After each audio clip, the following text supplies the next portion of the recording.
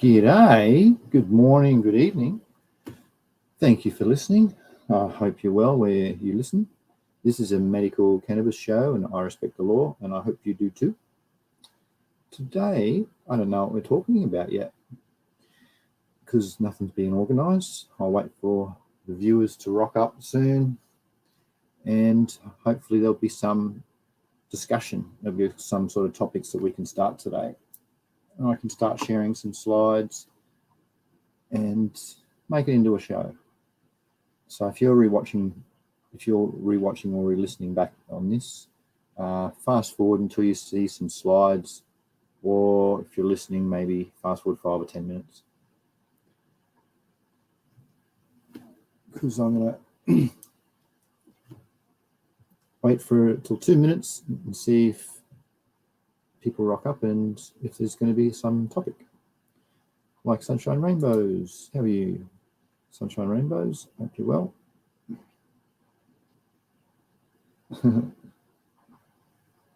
I said the same thing.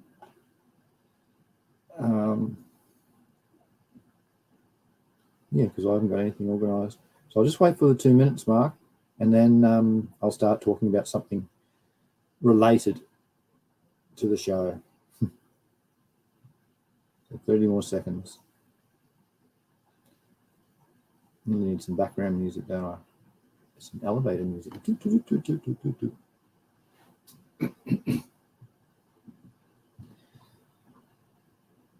And then what can I talk about? Suppose I can talk about the weather, the seasons.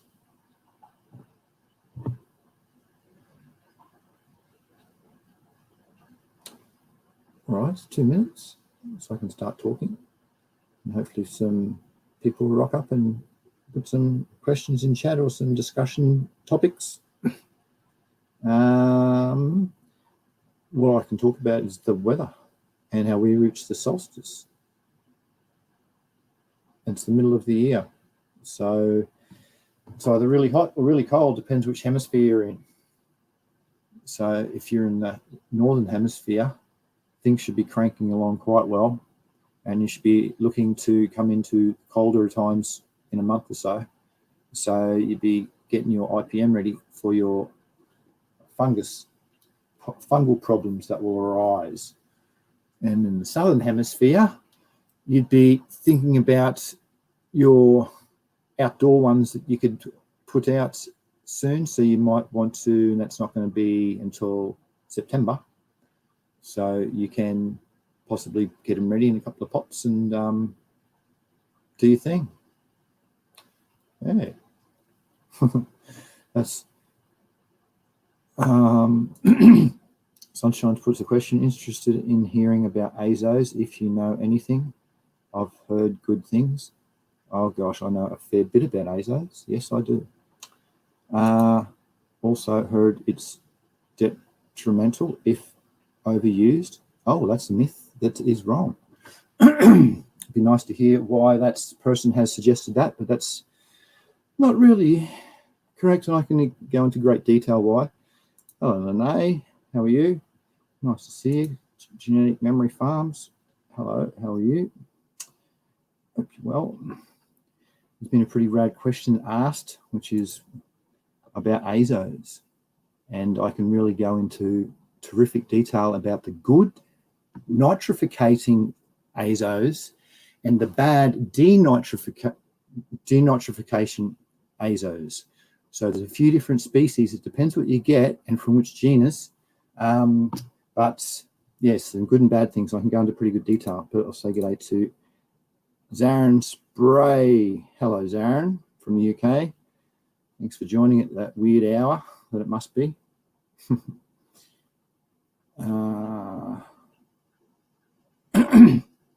Where is it? The azos. So, yeah. Where can I start? All right, I'll just go into the actual azospirillum, azotobacter. Then you've got, actually, I'll start sharing sort of, I can pull up the microbe slides on it. So where is the share screen? But yeah, they're so beneficial because what they do is they pull nitrogen out of the atmosphere. Microbes, nitrification bacteria.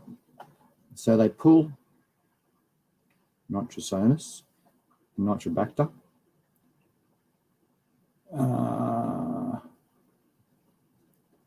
This one will do.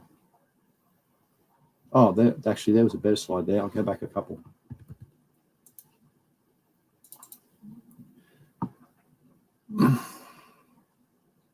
It's free nitrogen fertilizer, cut a long story short.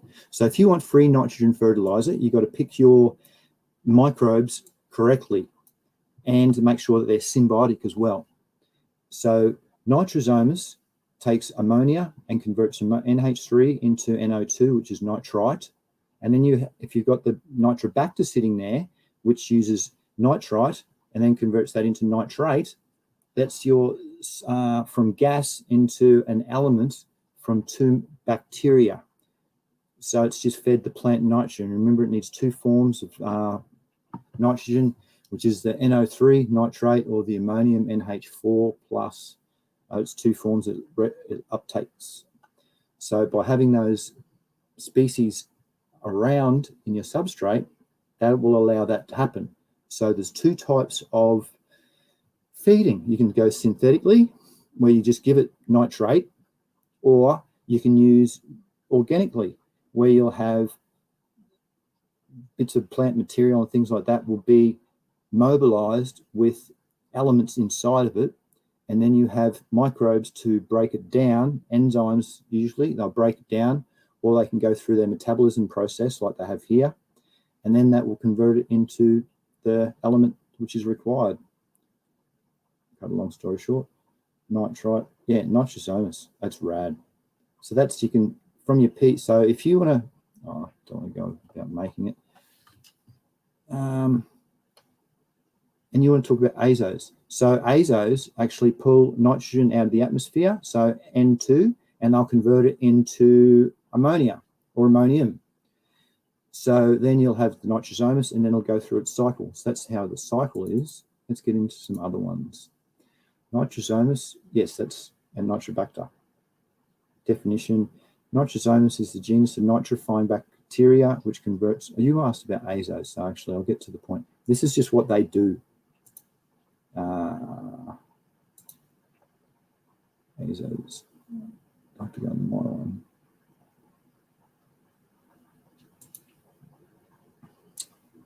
one. Azosperlium, for instance, is really good because it's one of the better ones of the azosperlium. You can get a few different species, and the lipoferrum is the better one because it actually produces hormones as well as fixes nitrogen. Azotobacter, it only does one thing. It fixes nitrogen. So if you want to get a nitrogen fixing microbe that's going to be more beneficial to your plants, it would be Azotobacter dizotrophicus, because what that does, that still fixes nitrogen, as you can see here, but it's got two hormones, gibberellic acid and auxin, that it produces, and it also phosphorylizes, solubilizes phosphorus as a better. So if you were going to choose azosperlium, which is actually pretty hard, actually no, you can get it in that packet, which is heavily diluted. You need the colony forming units that are actually going to get your results as well. But that's another topic. So yeah, Azotobacter crococcum just does nitrogen fixation. You asked about azos. All right, this is what it says.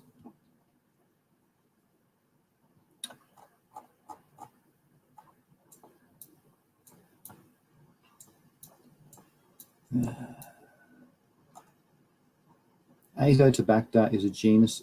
Oh, okay. They are aerobic, free-living microbes that play an important role in the nitrogen cycle, binding atmospheric nitrogen. which is inaccessible to plants, and releasing it in the form of ammonium into the soil, which is when you get the nitrosomas and then nitrobacter to convert it. So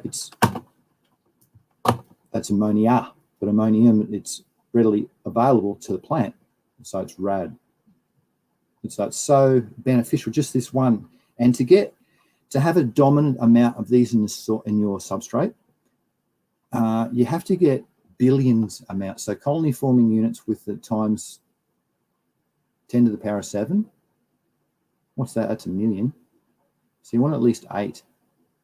And to get that's pretty difficult, I'm finding. Actually, I'm just not going over that detail about me. What else about Azotobacter? The good ones about these are that they're non-symbiotic. So it means that they can bind with any plants. Where if you go and use other types of nitrogen-fixing bacteria, they, like Rhizobium, that needs legume only to work with. So if you were to put Rhizobium with another plant, it wouldn't work. It wouldn't develop its root nodules. But these azos are symbiotic. And you can get, there's all different types of nitrogen-fixing ones too. And some other studies I've got here. Oh, and what was the other thing? Oh, you can use too much of it. Okay. Let's Azotobacter. No, this goes into a bit detail. Species that contains DNA. Yeah, 40 times more than E. coli. Oh, that doesn't mean much. DNA they've only got about 8,000 pairs of genes, but microbes. That's that. All right, that's the next one. Oh, here you go. Look, Azotobacter. Vinaladi has 5,300 pairs of genes for it to work with. So you can monopolize them. And one, this is a good, while we're onto the ASEs, all these enzymes, they're important too because they do different things. Like this one has nitrogenase, which is an enzyme that breaks down nitrogen. So it can do its thing, transfer the molecules. So by having different enzymes in them, they are very beneficial. So they just don't play one role. You can, if you look into them, like I've gone into quite a few studies, as you can see here, just on Azotobacter, let alone the other different ones that I've got that I'm really into. Enrichment culture, you don't know about. Was there any other questions that you? Oh, I didn't cover the. Can you put too much in? All right. What happens if you put too much in? I'm still sharing. Maybe we should get here. If you've got a dominant bacteria in your substrate or a fungus in your substrate, what happens? What can I show you? Phytohormone producing. See how important that is. Phytohormone producing microbes. So you can go, it's like how humans would have steroids. You can go and get it for free out of the correct microbe. So, right. But anyway, back to the topic, effectiveness of plant beneficial microbes and counting. No. You want to know about putting too many out. Well, maybe the effectiveness, this might actually, this study, the effectiveness of plant beneficial microbes. This goes into the amount of colony forming units that you've got to put in to actually make them effective.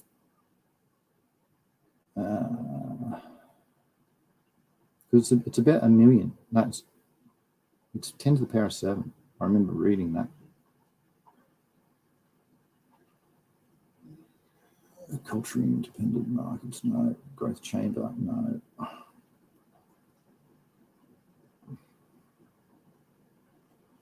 It's this cool. I like little slides like this. Bulk soil. Oh, that's just how to culture it, right? And then how to test it. Okay, good. Culture-dependent approach used to monitor plant growth, promoting bacteria and root interaction. So this is some of them are in here. Some azos in there. You can see Azotobacter in there. Experimental conditions. That was during the greenhouse. Microbial media. So they used media that was good for this microbe, because you've got to use the correct one. For instance, if this one's nitrogen fixing, you don't want to put in nitrogen because it won't fix it. Won't. If you put ammonium in the substrate, it's going to not fix nitrogen because it's already there. So it has to be depleted of that substrate. Oh, that's just the conditions of the seeds. 0.19, it's low. Results, root colony was increased by the presence of the bacterium in the appropriate comparison to individual inoculation treatments. Okay, very good. I think I'm getting off topic here a bit. It's the amounts. If you've got a good compound microscope, you can count them. Bright field microscope. I'll have to pull I've got one of them. I'll have to pull one out one day. I've done a few times now. 10 days of inoculation. No, come on, electron. What's this? This is different techniques.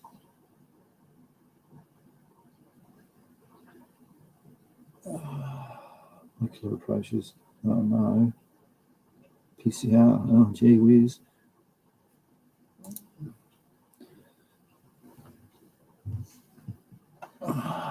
Molecular approaches used to monitor plant growth. And this similar thing. I might just have to tell that to you. I can't prove this one, do you? Conclusions. Oh, far out. All right. That's not going to help.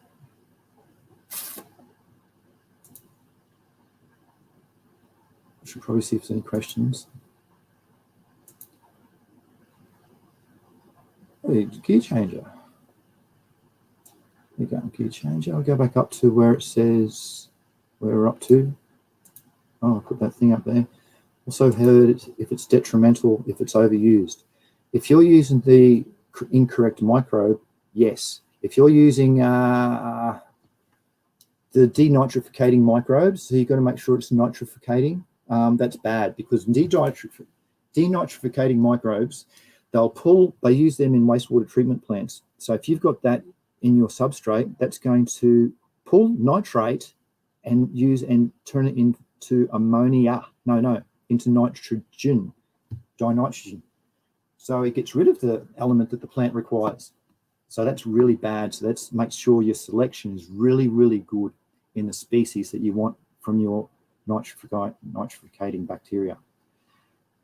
And I'll come back to it. If I don't get into that, Sunshine, please remind me, because there's been a few comments. So I'll just go down here and just say good day to a few people. Yeah, g'day.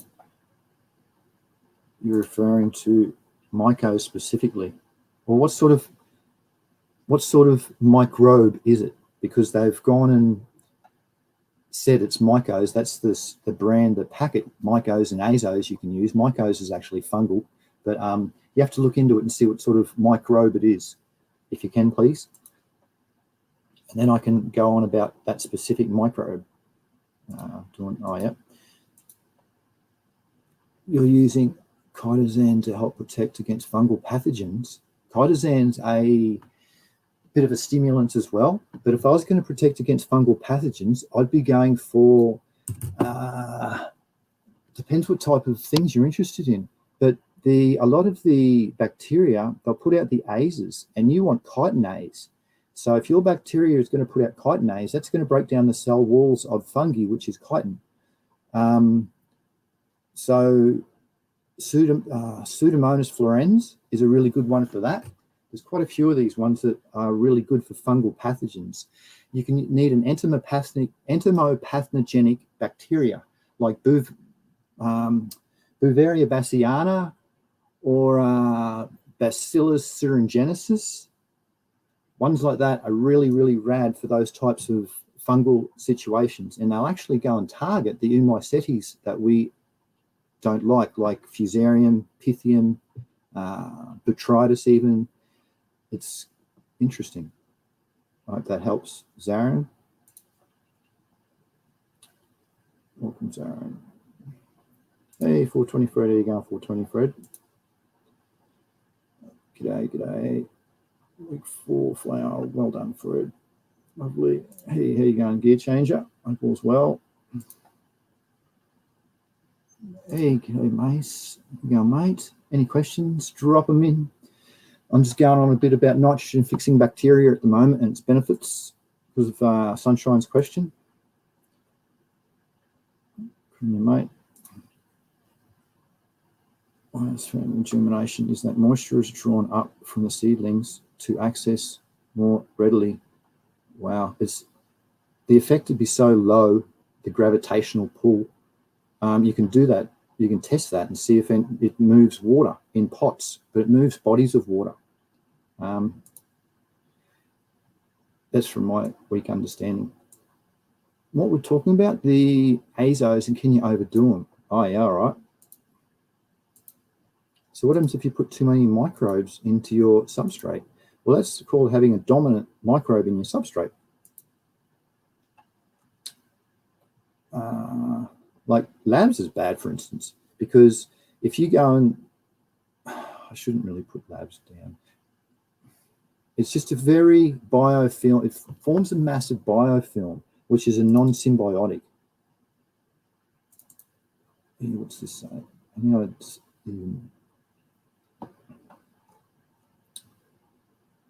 labs.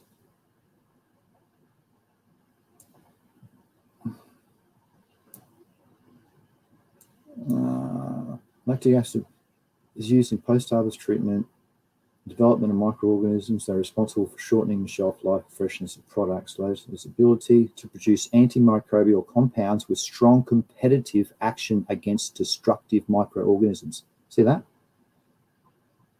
So you have to be really careful with the selection of microbe that you're really going to use. So people just think by throwing them together, it just works really well. Well, if you use lactobacillus and lactose and all that sort of, there's different types of lactic acid bacteria, they're competitive, they're strong competitive, and put out massive biofilms, and they don't like other friends around them. Where if you put good ones around, they will be symbiotic with other ones and be beneficial, like Bacillus subtilis even. It's been pretty cool. Nitrogen fixing bacteria. All right, let's go into a bit more because you asked that question. And they are so rad. What you can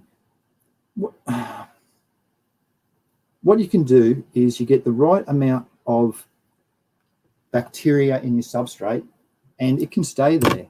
When the bacteria dies or it's not in its favorable conditions, it's half of it. Say if it looks like a tic tac, like Pseudomonas and Bacillus, half of that will be a spore, and they're round up one end. So that's the seed for it to germinate in its favorable conditions again. So by you having all of these effort of building on your bios and your substrates and reusing it, it's such a blimmin' win-win. And if you go get the right ones, like you get Bacillus mucilaginosus, which is a rad one, which breaks down silica, and it's good for potassium as well. So if you've got these elements that are sitting in organic matter in your substrates or just bound up somehow, they're immobilized, you need a microbe to break it down. And these microbes that give you the NPK, calmaic sulfur, etc., they're exactly what you need. And a lot of them have they put out like chitinase, or what's the other ones? A few other good azes. They put out other good protections. So they're really beneficial. They protect the soil or your substrate. And it's a win-win. You don't have to buy any fertilizers anymore. So once you build them and develop them, they'll get in their right amounts and they'll just function. So this was going to go into some decent detail. Actually, probably that one. Symbiotic. Nodule-forming nod legumes. Actually, no, I can summarize them. They're actomyceti. There's a few different types of those ones. Here's a few, and that shows you where they're actually, because all these microbes, they've got to be found somewhere. There's a few of the cool ones, actually. I was reading this morning that even on birds' feathers, they're getting them off. Major actinomycete plants with nitrogen-fixing microbes. Symbiotic fixation. We don't want symbiotic. We want non-symbiotic. More so because they will be easily accepted. Instead of going for rhizobium, which is all these legumes and peas and all sorts, you just go with the non-symbiotic ones down the bottom. Azotobacter, you don't want Clostridium. Cyanobacteria, I use cyanobacteria as well. But you've got to get the right one of cyanobacteria because they're anabaena. Or Azolia, because Arthrospira platensis doesn't have that same effect. But oh yeah, look on the right-hand side here. Here's an example of their amount of nitrogen that they can fix per year. So if you look at your plant, it might require, I don't know, 200 kilos per. So if we go off this chart, it might require 200 kilos of nitrogen per hectare per year for it to finish its growth cycle. So if you can go and get one, like, look at this, 150 different ones produce. There was one I was reading was, I think it might have been, I'm not going to actually guess it, but it produced 80% of the nitrogen of the sugarcane plant, just with one microbe, one nitrogen-fixing bacteria. So if you get the right one in combination with other symbiotic ones, you've taken care of your nitrogen cycle, which is 1.5% of the requirements of your plant, of its 17 essential elements that it requires. Spirulum, this is spirulina, as was rhizobium. No, that's the symbiotic, and we want the Azotobacter and other species and other genuses like that. Nitrogen fixation requires, it goes into detail. It's just blooming. That's pretty cool. I like these steps where it shows you the elements that actually get broken down and how the energy gets transposed. So the top one uses ammonium as its electron acceptor, is oxygen. Its elements, well, nitrosomus anyway, it's using ammonium and taking it back to nitrite. And Nitrobacter takes the nitrite to nitrate. And this is also, nitrosomus also works with ammonium, the NH3.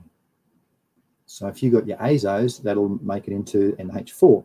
So yeah, you don't want this conversion to happen. This is also around, you can get these, remember your urine has a lot, so if you're handy with your culturing, you can go and do a extraction of that. And this is, I was saying about before with denitrification. So you get different microbes that actually do the denitrification, and that's bad because it takes your nitrate ions, goes from nitrate, goes all the way down into nitrogen gas, bang, out. It's also one of the major contributors of nitric oxide gas, which is in greenhouse gas, and they talk about it, and they say, I'm not going to go down that road. Denitrification, no, that's not what we want. Anammox is the ammonium cycle with nitrosomus. We're not going to go into much detail with that. Enrichment cultures, it's, if you want to,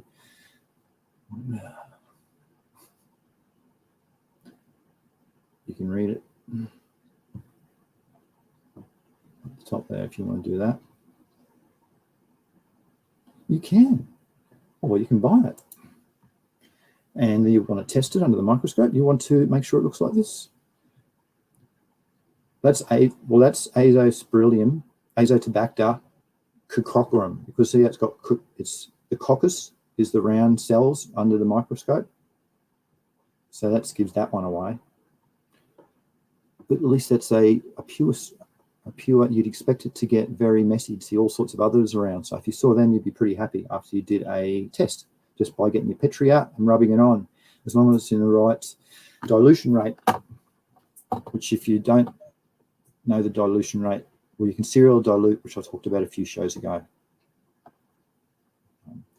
It's brilliant. This is a free living, non-symbiotic. So important. It means it can work with any plant, that microbe. Yes, and there's a few different species you can get. I'm interested in Lipopharum because of its hormone, putting its hormone potentials as well. And it's also that Lipopharum does phosphorus solubilization as well as nitrogen. So it takes care of the two things. So let's just pull out that slide too, because that's pretty good and important. Growth and development. Going out on a bit of a track here. Plant nutrient. Actually, no, I'll pull up the slide down here. No, it's not the one I want. Percents. Thank you. Where is it? This one. So, out of the 17 essential elements that the plant requires, you know, first three come from the air, make up 96%. That's the percents. The next three, the nitrogen, potassium, calcium, is 1.5, 1%, and 0.5% of the plant's requirements. So you have to somehow supply 1.5% of the plant's requirements, which is nitrogen, for its growth and development to get a harvest. So to do that, you can use nitrogen-fixing bacteria is one way, and that will give you free, unlimited nitrogen forever. As long as you don't pull any herbicides, pesticides, or any type of thing to sides to kill them, as long as you're not, you know, heavy with your ammonia, what's that, H2O2, peroxide, hydrogen peroxide, that type of stuff to kill all the microbes in your soil. As long as you try and breed them and multiply them, you can always get this forever. That's how Mother Nature's worked. It's just in sync with the plants around it, and they've got all the azos and everything corrects at the right time. So there were azotobacters and, yeah, acetobacter. But yeah, so if you want some nitrogen, potassium solubilizing bacteria as well, you can get a couple of different types of them. That's, I think, mucilaginosis or megatherium. They're both bacillus, but one of those two, it does that. So if you get that one, bang, you can take care of, not you can take care of it, but you can add that element in, and depends on the amount that you put in your substrate to how much it's actually going to fix, because one can fix so much micro amounts. But if you've got, say, times 10, it mightn't be in the micron anymore, it'll be in the next scale up. So by getting the right amount in the substrate, it's like, I'd like to get more potassium solubilizing bacteria for pink death bubba, because that is a potassium pig. It's always got burnt edges and it shows potassium deficiency, and it's just so it's an example of where you'd use them. So by having them, no, that's not the right one. I wanted to cross that one off. Get back to this one, the azos, and yeah, it's under this. It's a bit more detailed, it's a bit more closer in. But it's good by having these references so you can refer to if you want to put them under the microscope yourself. The oxidation of ammonia and electron flow in ammonia oxidizing bacteria. Actually, let's get to the heavy into it, how it does its processes. The conversion is catalyzed by nitric oxidoreductases. So it's a big, massive enzyme that does nitrogen. So down the bottom it says examples: nitrosoma species or nitrosopumulus species, which is archaea. They react under different conditions. The archaea, they're a bit more specialized. Denitrification, no, you don't want them in your substrate because that's going to take away the elements for the plant food. There it is, Azotobacter. Very nice. That's a very nice looking. See down the bottom, 200 nanometers. So that's about the size. I can see up to 100 nanometers in the microscope. So that's an electron scanning. That's beautiful. Clostridium. Some bad ones are Clostridium. GMF would know about that because they're bad. They cause food poisoning, but they also produce nitrogen. They're usually in the anaerobic conditions where these are aerobic. Oh, there's MedCanna, which is a cyanobacteria. That's the, yeah, they fix nitrogen too. So these are all nitrogen fixing bacteria under the microscope. Oh, you can get free nitrogen from lightning. This is how. Found in the rainy season during the lightning. That's the conversions and how it does it and gets to the end. Pretty cool though. That's how they make it in the lab. If you want to get ammonium, they use extensive amounts of heat, which is a similar process to this. Nitric oxide, no, nitrification. Oh, it looks like at the end, nitrogen fixing bacteria. Yeah. Oh no, this it shows some of the benefits of it. It doesn't say.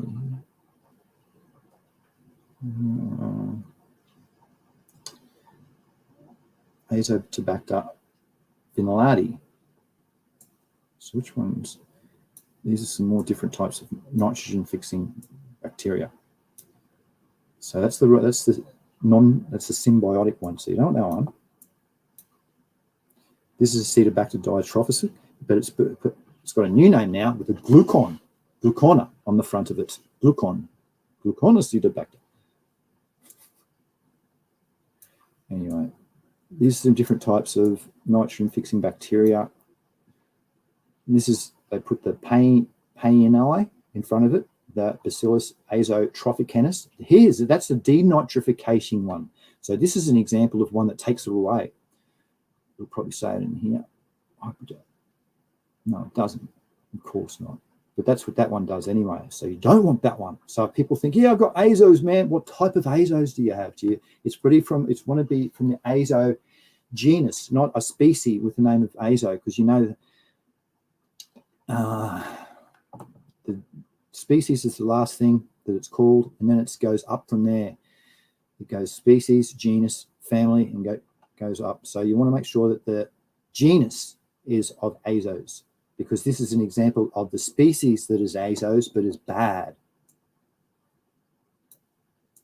Well, it won't help you anyway. Yeah, good on this. I'll go up to the top. I'll show you some other examples while we're here, because this is actually some quite impressive nitrogen fixing bacteria. We won't see very many places.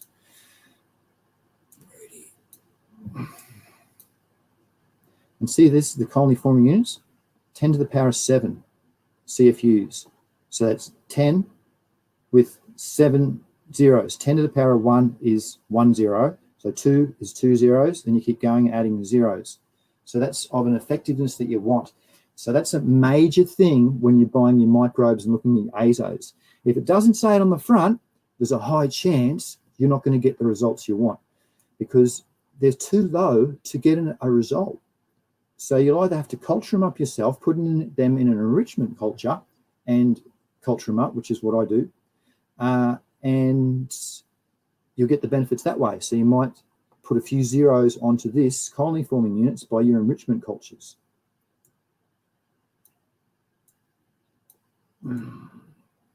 Aspergillium, that's so rad. It's you know. So there's a few different types of Aspergillium. Remember, the first one is the last one is the species, and the next one along is the genus. So make sure you get the right one. Azotobacter. There we go. That'll do. Oh, I've been rattling on it for a while. Actually, there's probably a fair few questions been put out. 40 minutes I've been talking.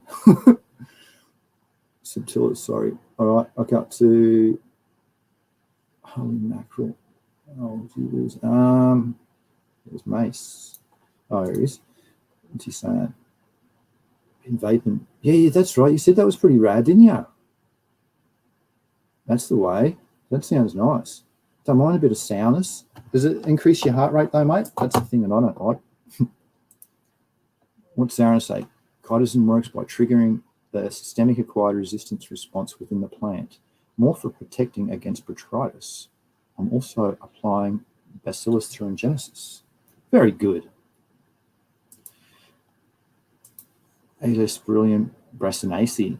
Ah, very good to see. Yes, you've actually got spirillum. That's rad, mate. Does it say the colony forming units on the front? I really hope so, because that'll tell you the amount you use. Otherwise, you're guessing with the amounts, and you'll have to do some sort of enrichment cultures.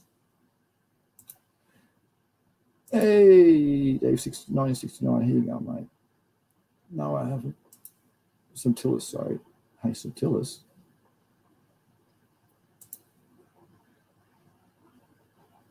Also applying Bacillus subtilis. Okay. Subtilis is a good fungicide because it puts out chitinase. Sounds good. Only that for that. Okay. I grow, oh yeah.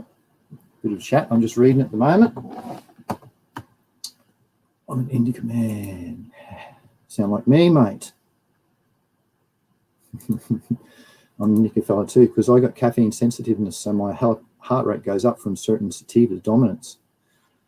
Genetic Memory Farm says, I think the distinction between the terms indica and sativa is largely a relic, and we should really just distinguish between long flowering and short flowering, or delineate via some genetic mark. What? I've got some genetic mark. Oh, yeah. Oh, yeah. So it's always a discussion, isn't it? Always about the indica sativa thing. I like it because it does help me. I think it's the THCV that's in it more, the THC phenolic, or I formed the THC that's in the sativa that elevates my heart rate. And it seems to do it in all sativas that I've tried. And I've tried quite a few, and that's, yeah, the result. So that's the only reason why I like the word sativa still used, because it helps me distinguish between that. But yeah, you make a good point. Just long flowering, short flowering. Yeah. Is it going to be 120 days? Or is it going to be a 60 or a 50, like with your early flowering gene, a dominant ELF gene? Because remember, your plant's got 30 to 35,000 genes. So yeah, if you can get your dominant ELF happening, day 50. All red ambers, red pistils. It's awesome. Down, oh mate, that's terrible when it's down. Australia is so hard for our law. It's makes it so, you know, you can't have anything stocked. It's really difficult anyway. And it's always on rations. Try to treat medical as medical. It's blooming hard. Unless you're really rich, I suppose. Sorry to hear that. Zarin says, foliar applications. Yes. It's nice to hear that you're into foliar, mate. Here, I'm going to go and put a moderator in, because you know what you're talking about. Because a lot of people, they talk bad things about foliars, but foliars, dead set, work well. You can remove deficiencies.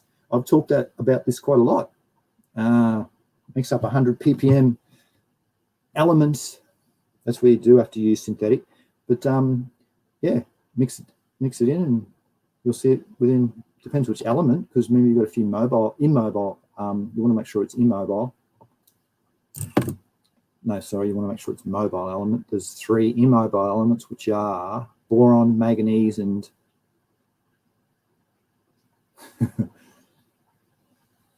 calcium. Calcium, boron, manganese. Yes, yeah, calcium. The 3 immobile elements. But foliar, good on you, Zarin. It helps heaps. Oh, yeah, talk about foliar applications. Oh, okay, sweet.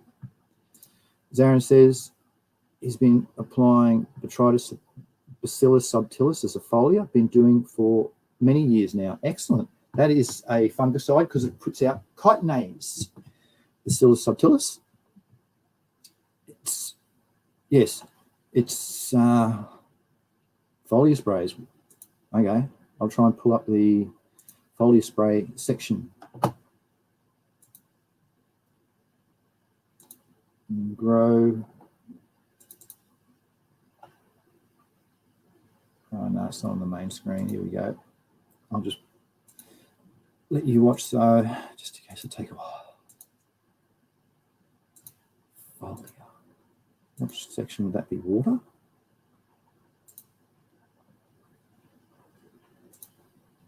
Water. You're kidding. Flushing, I've got one. Not for foliar, dead set. Water stresses, of course, is everything. Freezing plant material.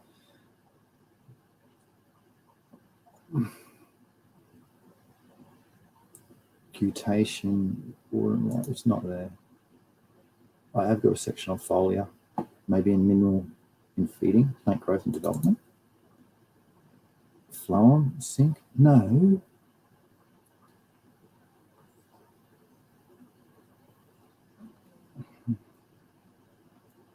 Foliar, plant training, no. That's an interesting, sink and source is always interesting, how the mineral nutrients get stored in the large leaves and they feed the small new nutritional shoots. And that's the sink and source phenomenon, how plants transmit and store nutrients for tougher times. Foliar. Foliar, there it is. Oh, it's not under its own heading. Oh, that's a shame. Foliar feeding. All right, we can start here. I suppose, see what this one is. Foliar feeding. How plants get nutrition through the leaves. There is 3 pores, quite a few pores in the plant's leaves. You've got your edge, your dermal tissue. There's hydrothodes, stomata. What's the third one? Nectothodes. So there's, and the dermal tissue on the outside, which can slowly seep through. It depends if you've got big waxy cuticles, big waxy layer on the outside, and that really eliminates that. But otherwise, it'll generally seep through, especially if you use a surfactant. When you do foliar feeding, it'll get through a lot easier. It goes through, like the top up here, it'll enter through the dermal tissue into the actual cells, the cytoplasm, really, really easily. Oh, there's another way. Look, stomata. That's proof that it went in. Yeah, you can get micronutrients in extremely well, and plant hormones, and really, really good with taking in microbes because they're all micro size. So these pores are at micron size. So it works really, really well. You do a foliar feed if you want to eliminate, for instance, if you see yellowing leaves down here, it doesn't look like this, it's yellowing over a general wall of the plant, it'll be nitrogen. So you'll go and mix up a 100 ppm foliar feed into your spray bottle and put it in your spray bottle with a little bit of wetting agent, just so it gets established a bit more. I use humic acid. You can, there's heaps of different ones that you can use. I actually also use yucca, which is a good organic wetting agent from the yucca root, and spray it on, and you'll see it just blooming works. It just works. And then you want to also get a good biology of, in the phyllosphere, which is the above ground roots here, above the roots, of bacteria and fungal beneficial ones. So in your foliars, you might mix, put a few drops of this and that at different times. Like Bacillus pumilus puts out systemic, puts out SA, salicylic acid, which is a trichome formation pathway. It sparks that off. So if you want some more terps, more secondary metabolites, you can use that one as an example, At the start of flower, you don't spray after day 15 odd, because the bracts, the perigonal bracts, the calyxes, they get too tight together, and there's a chance that you can get water stuck there, and that'll breed fungal problems. Excuse me. So foliar sprays, they're just rad. Foliar sprays are an attractive option for targeted nutrient applications and applications of health. If you're going through a phase where you might see, oh no, my leaf's curling. Shit, I've got leaf curl disease. What am I going to do? Well, you can pull out Pseudomonas fluorescens and work on it. Pseudomonas fluorescens is really good for a lot of, it puts out a lot of enzymes that work on heaps. And it definitely works on the Pythium. So if you notice, if you got wilt, if you're getting that Fusarium wilt, if it's starting to wilt and you take a clone and it starts to do that wilt thing and then die off and black at the root, at its the hypocotyl there down where the stem is, that's the Pythium species. So to combat that, you'll want a fluorescens as well, for instance, and there's quite a few other ones. Actually, I won't go into that because I'll just stay on topic here. But yeah, you can go and apply them by foliar as well. And by building up a good colony of beneficials on your leaves and your stems, once it goes into difficult times, it's got too many good ones there for the bad ones to colonize. So by having Bacillus subtilis there in large amounts, you'll say you've got the leaf down here, it's in large amounts and it's colonized on that. And you put at least 10 million, 1 million colony forming units. You've multiplied them, and you probably do a culture with that, enrichment culture, and just to put a 0 on the end of that to make sure that's really covered well. And then you might do it a couple of times, and then you know it's pretty much covered. So if all the pathogenic bacteria, if they were, or fungal spores were to germinate, and you were to raise the humidity for a few weeks even, they did germinate, they wouldn't take over, because those bacteria there would break down the cell walls of that pathogen. So your Bacillus subtilis and your entomopathogenic fungi, your Bacillus thuringiensis and your Bavaria bassiana type things, those ones are just beneficial, and you can get them in through foliar. And I foliar lots. Foliar's rad. It's just like giving it a treat. You know, this is the way I see it. You might put, if it's a bit lacking in something, for instance, potassium, you might put a few potassium elements in there, or you can put, yeah, that's not a bad example, but yeah, foliar is a good way to get things into the plant which you normally wouldn't get in, because it can be absorbed and taken in. And you want to make sure that all these are open too, because remember, it comes back to the plant science. These aren't accessible, if you've got a waxy cuticle up here, if it's too waxy, so if you put it under too much drought conditions and it's got, if the leaves look waxy, that's not going to allow it to absorb through unless you heavily put a wetting agent, which might allow it slowly. But they're conditions to look out for. So if you've got that, it won't happen. For instance, stomata opening. If you've got this closed, it might be closed because there's not enough light. It might be closed because of the low CO2. What's other problems? When it's drought conditions, it closes because it slows down the water loss going out through it. So you've got to be aware of these conditions too with foliar feeding. What's that stomatal opening middle, bounded by 2 guard cells under a microscope? Where? Oh, this bit. Yeah, that's what it looked like. If you pull out your microscope, it'll look like that. That's how you can count. That's how you do your ploidy. You count for ploidy because you measure your stomata. You get out you put a tick there and measure it from there to there. They'll tell you. And then the width. That's the opening. Then the guard cells, and these 2 cells on either side. But anyway, back to the topic. Foliar feeds. Once the nutrients in. Okay, that's how it absorbs in through the That's a big word. Plasmodesmata. That's in between the cells here. That's how the cells are linked up internally. But yeah, that's how it travels through. So we're not going to go into that. But Foliar is very, very beneficial. What other questions can I... Let's see other slides I can pull up here for Foliar.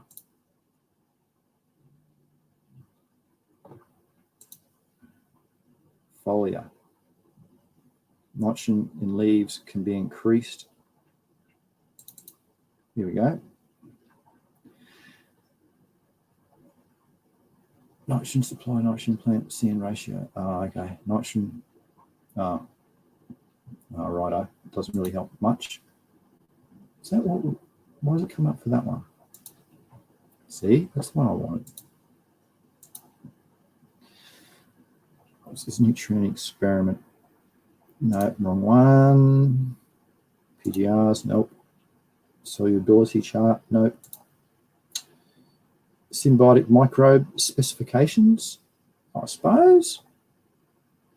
pH dependent too. Remember that chart? If you've got below 5 on your pH, there's a, it's like this, the sliding scale. Microbes don't like it. So there's your elements there. Nitrogen, organic matter. Yeah, so having it in the substrate there, you can either have elements there or bound up, which is immobilized in here. And you need your microbes to break it down so the plants can get it in the elements that they require. The ammonium and the nitrate. This is a good example to show you why how nitrate is easily leached out of your substrate, because it has a negative charge. And see, all this organic matter has a slight negative charge, so it doesn't really stick to it. But ammonium has a positive charge, so it sticks to it through the cation exchange. And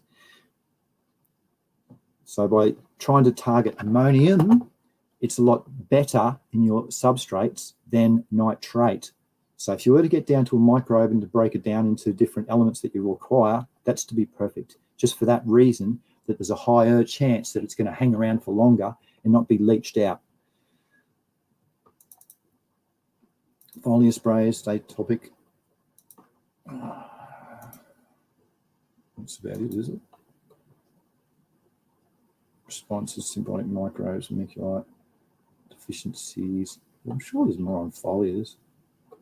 Probably in these slides up here. I don't want to really go through. These are all deficiencies by the look of them.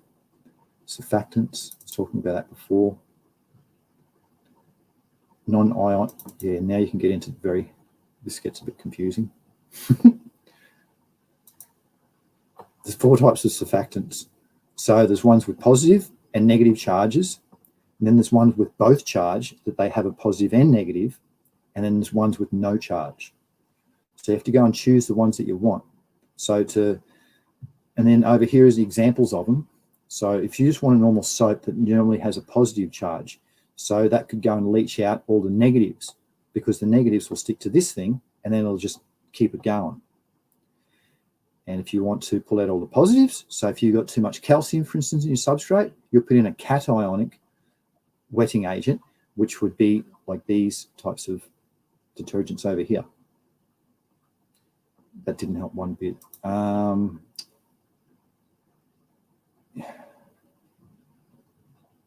You just want normal. What can we use then? And that's when they talk about the micelles, like in those detergent ads, those skincare ads. Micelles. That's probably the best thing. There's some natural examples. So you'd have to go and find what holds that. Like non-ionic ones, they got yucca. Like here, look in the saponins, is the soap nuts, which are those round nut things, soap worts, yucca, extract. So that's some good examples that's easily accessible. But that's a non-ionic one, remember, so that's has a negative on it, so it attracts the positives. Is that right? Non-ionic one. There's a negative, so it attracts the positives. Non-ionic. Has no charge whatsoever. Okay, I was wrong, just as well I checked this. There's no charge whatsoever. No, there it is. No, where's supplements? Not there. Very good. Well, there's some examples of what you want to pull out. So this is more so for flushing as well as foliar feeding, because when you want to flush your substrate, you might have a lot of elements bound up. Just to get right into it.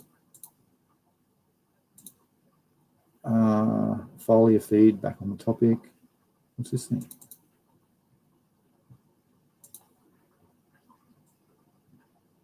Oh, this is pretty cool.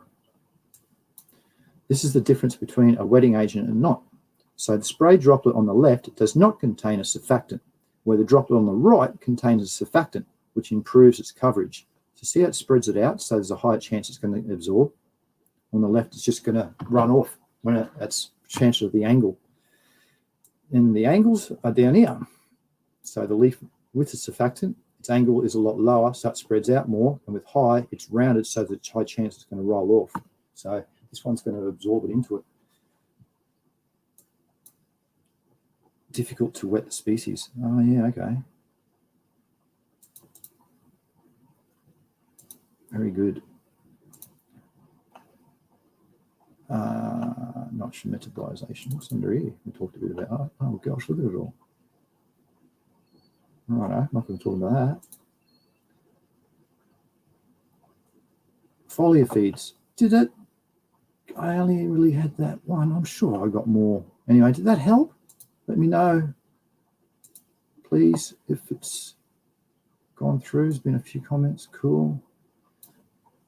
Foliar. Yeah, talk about foliar. Oh, here we go. Genetic Brewing Farm says,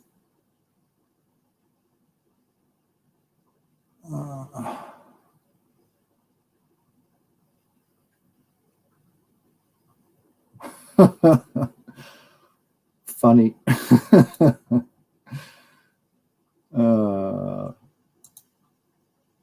What's that? Looking a little funny. Looks like a piece of bread. Zarin says, corrective foliar feed is an excellent tool. Salicylic acid triggers the same systemic acquired resistance response as chitosan, I think. Chitosan. Oh, okay. Zarin says they are the key to unlocking the true potential in your plants. IMHO. I don't know what that means. What do you mean they are the key to unlocking the true potential? Foliar feeds? What do you elaborate on that one? Zarin, please. That medicines do some excellent products. Yes, very good. Oh yeah. Be sure to read what's in the products. Now you're getting to know a little bit more about them. Try and read what's in them, because not all of them are beneficial or advantageous. Some of the, especially at the last bit, they might have some, from their processing, ways they process and put things together, they end up with fats and oils and all sorts of things that you don't want. So just be really sure to look to what's in them. They might give good results, but that might be a fluky time because it's got heaps of one hormone that your plant's never seen. So that might just bring that up as an example. But not saying they're bad. I'm just saying just to look into the products to make sure that they're all to what they say they are. That's all. Now that you know a bit more about it. Zara says, not sure why, but a lot of the yucca wetters were pulled from the shelves here in the UK. I still have a bottle. It can leave a residue, though doesn't seem to bother the plants, though. Oh, yeah. I use mine in yucca form because it comes from the yucca root. So if you get the right species, you can just harvest the root and dry it and grind it, and you've got yourself a rad non-ionic wetting agent, which has no charge. So that's what I before said. Hey, there's Aussie Jeffro. How you going, Aussie Jeffro? You missed a good microbes, a nitrogen-fixing bacteria. Special, I think I'd call it. Went over all the species that are beneficial, that are the symbiotic ones, that the non-symbiotic ones which will require went through many examples which many people wouldn't have heard of, because I only learnt some of recently from investigating, because this is the topic that I'm elaborating on now. No, that I'm getting into, because I was doing ploidy for a while. I've done that for a while, and plant breeding and all the resistances and stuff. But now I want to get into controlling environments by microbes. And my subject this semester is called microbial technology, which is exactly on that. And I've been focusing on this for the last couple of years, this controlling the microbes, because there's little known about it, especially about their symbioism. And one of the topics, one of the classes on offer, I'm just so rapt for it to start in 4 weeks' time. And another one that backs that up is advanced microbiology, which goes into nitrogen-fixing bacteria and the NF gene, and how to bring that out in your bacteria and how to culture it and bring the best of it. So it's just going to be an excellent semester. It really is. I'm excited. I actually had some microbe sleeps the other night in my dreams. It was bloody weird. It just really, it's free fertilizer for free. If you can get the right ones to what you want to use, free. And then you can trigger their trichome defense response pathways. It's a win-win through like salicylic acid, jasmonic acid. It's just all rad. Zarin saying, in my humble opinion. Okay. Triggering systemic acquired resistance through the application of biostimulants can really improve the overall quality of the flower. Yeah, as long as it's triggered at the right time. You want to do it in early flower, because if it's in late flower, it can put up defenses. It can activate its immune system more than its growth and development pathways. So yeah, you want to do that in the first 30 days, 25 days if you're going to do that. And yeah, they've got one of their genes is called receptors is called an FLG22 receptor, which stands for flagella, and that actually picks up the flagella in the microbe. So if you've got like Bacillus subtilis has a flagella at the back of it, a little tail thing. If you've got that, it'll pick it up through that receptor and can activate the systemic acquired resistance. It's pretty rad. Basically tricking the plants into thinking they're under attack so they'll produce more secondary metabolites. Yeah.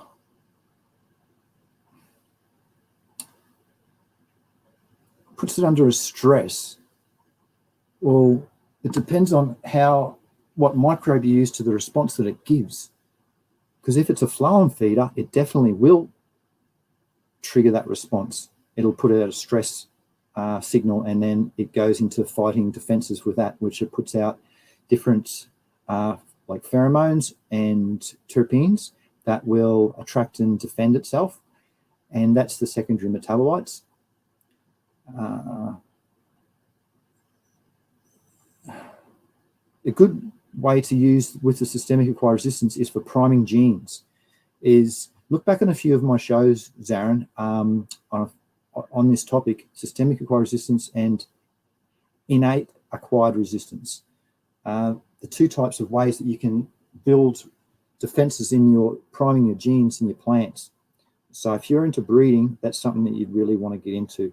Or if you're going through hard times, always in a wet area, for instance, you might look into doing that and priming your genes, and then using those microbes to put out the aces to defend itself. And then you take your cuts to allow for the most amount of, what's that word again, epigenetics. So if you grow a plant and you put it through these conditions, you take a cut from the top, and then that's going to allow the most epigenetics to flow through that genetic mosaicism hypothesis. And then you can, I'm getting off topic a bit, basically by tricking the plants and thinking. So systemic acquired resistance, yeah, it helps a lot. You want I'll show you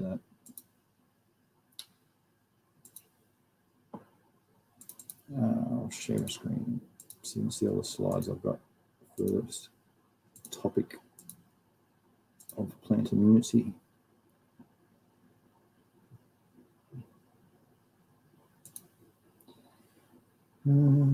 Infections, it's plant immune, here it is. Yes, systemic acquired resistance and reactive oxygen species.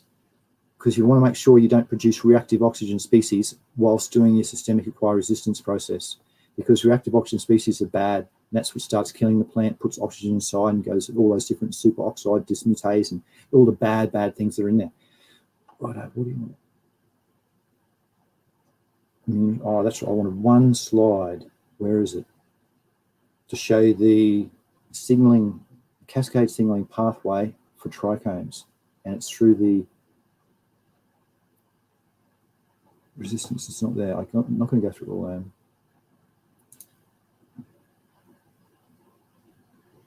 No. It's on secondary metabolites. I'm sure it's in here then.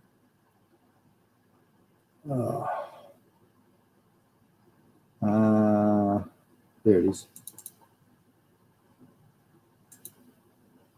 So this is a jasmonic induction. So if you put a microbe with jasmonic or methyl jasmonic acid, it'll go and produce it'll activate the COL1 or the JAS1 gene, and then that'll activate the MIB75 or the GL3, which will initiate trichome formation.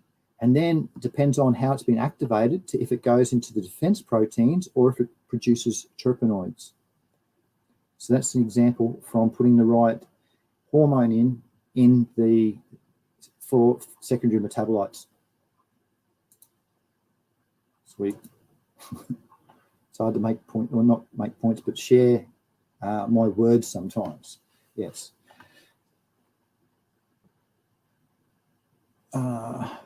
So is anything, what about anything nitrogen fixing bacteria you'd like me to discuss more on, or is anything not understood about that potentially? Please drop your questions now, because we've been going for an hour, so that's a fair bit. Yeah, and I can retitle today's show nitrogen fixing bacteria, all about them, and foliar feeds, I think, would be two titles for today's shows. That's it. Carbonic and hydrase. Carbonic and hydrase is a thing that breaks down CO2.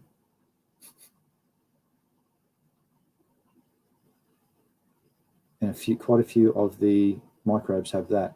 Bacillus pumilus has chitinase. Yes, that's a fungicide. Breaks down chitin. Yeah, microbes are out, but we're talking about nitrogen fixing. So yeah, Acetobacter, Azospirillum, Azotobacter, and even there's a bacillus one, Bacillus polymyxa.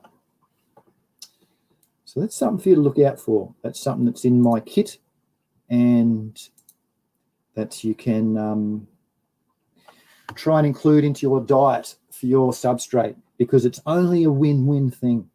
It dead set is. It's free, ongoing biofertilizer for your plants, and it's non-symbiotic, so it works with any plant. So you can put that on. So you can, if one of your other plants is struggling, you can, oh, what's wrong with my lemon tree? Oh, I'll just give it a bit of blah blah fungicide, biofungicide, and yeah, it's way better. And then you're not spraying and all sorts. It comes back to the organic thing, you know, where by big man, the marketing, all the shops, everyone wants you to spray stuff with pesticides, because you're going to kill substrates, kill your biology that you worked hard on, and then you got to start again. It's really terrible. So by going the organic route, it really pays off. And by learning the right microbes and practices in the organics, it's so beneficial. As Aaron says, IMHO equals, in my humble opinion. Oh, okay, sorry, not being clear. Thanks all. I'm not good with that, those words and stuff. It's But no worries. He said, thanks. So that's cool, mate. You're welcome. Sunshine Rainbow says, just planted my winter vegetables, running 2 months late, but better than never. Yes, that's right. Better than never. Always get them in the ground. And all this plant science that I go on about, and soil science and microbiology, all is relevant to anything that grows. Anything that, in the garden. So it is related to your vegetables and all sorts. So by having a good understanding, you're going to have a rad, and especially with because my studies is through agricultural, it's not directly through the network. So it's at universities and stuff, and it's agriculturally based, plant science and all sorts. So I have a lot more understanding on the vegetables and plants, and I just pull out the sections that are relevant for us to talk about, and relevant. And sometimes they do go into the hemp varieties and other things in my studies, so it's pretty cool. I like that. But yeah, all this same stuff that I'm talking about works for our fruit and veggies. So that's what I thought with all my studies, because I've studied blimmin' hard. I got some good experience too. So I thought, worst case scenario is I'm going to have a rad garden and be able to have a high OTC amount, which is the organic. It's an organic rating, like catetions,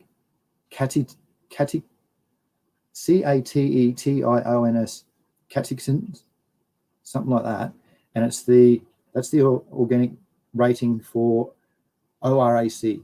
That's the word, the ORAC. You have a high organic rating, so it has to have all these types of beneficial this and this and this in it, and all the bad things, reactive oxygen species, and all the bad stuff is all out of it. So that's by learning that, I'll have a rad garden and I can be healthy as long as possible, and my friends and family can be healthy. So that's the worst case scenario from this studies. And I thought, if that's the worst case scenario, holy mackerel, I'm really going down the right path. So it's kept me energized for quite some years now. And I think still quite a few years left of study in me at these rad universities that I study at. And they're ranked 2 in the top 1,000 in the world. If you thought, they're backyard jobs. No, they're not. Some of them are quite good. One of them, they're in the top 200 and 300, because I actually looked, because someone was talking about this a while ago. I thought, that's a good point, because I don't blimmin' know.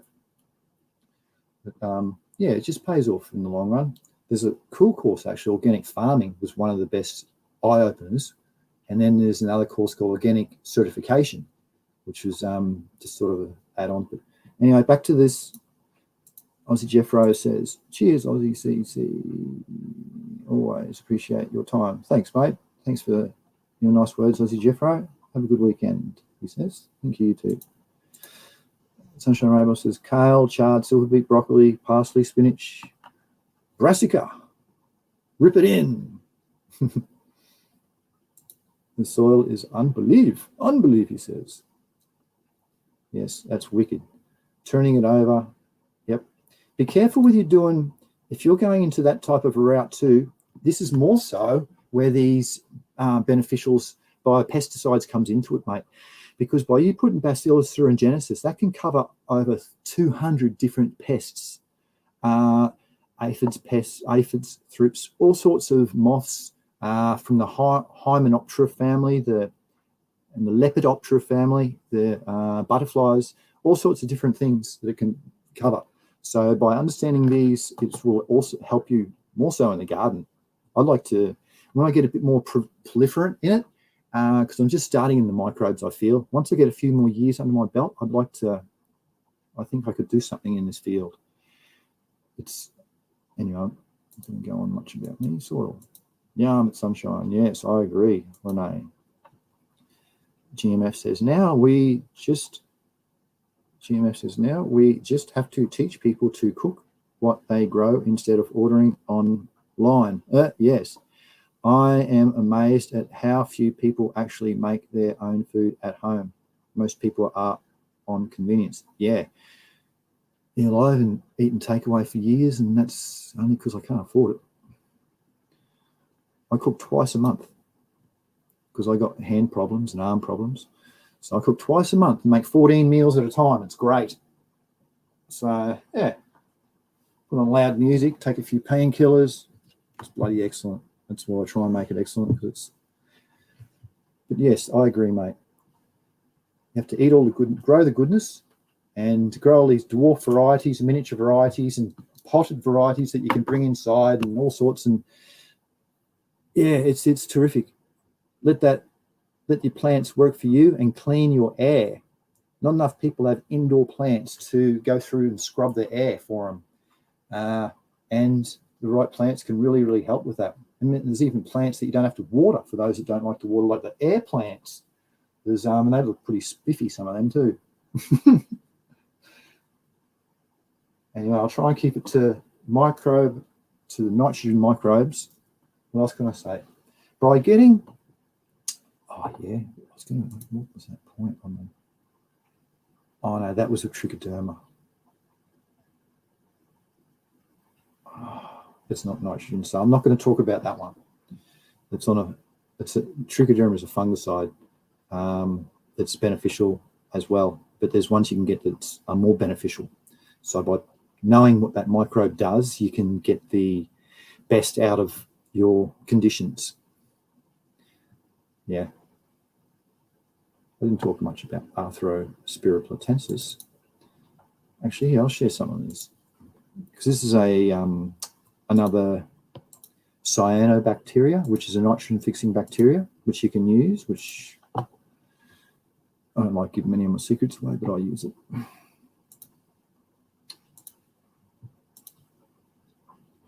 Arthrospiraplatensis.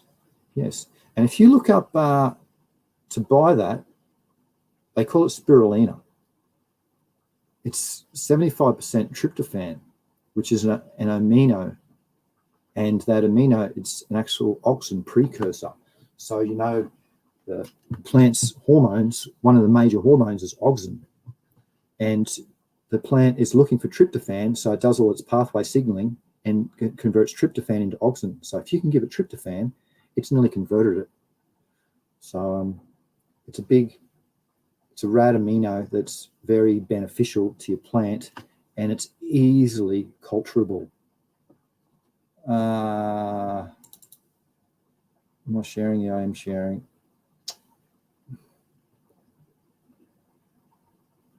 Anyway, there's its name.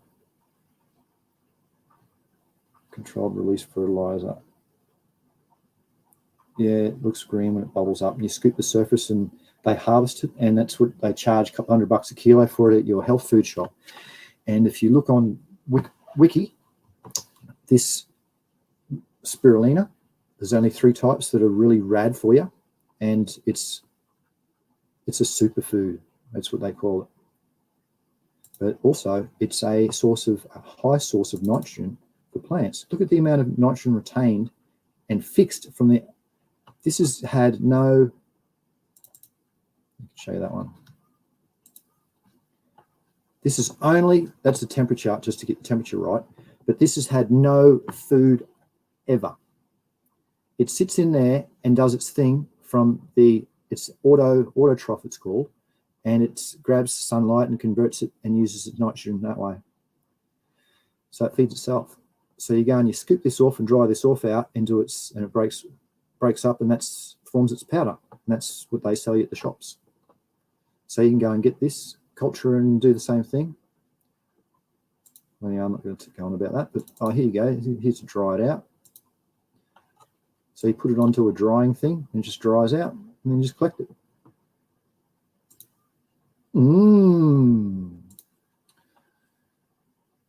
That'll do.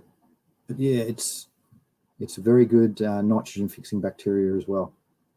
They used to call it blue-green algae, and it's not. It's a bacteria, because algae has a eukaryotic cell, and if you look under the microscope, these are prokaryotic cells. So it has to be a bacteria. And there are a few experiments I've tried with it, which have been successful and cool. Anyway, back to, yeah, that was the last other nitrogen fixing bacteria, which is relevant too, because it's free nitrogen fertilizer. It's rad. Sunshine Rainbow says,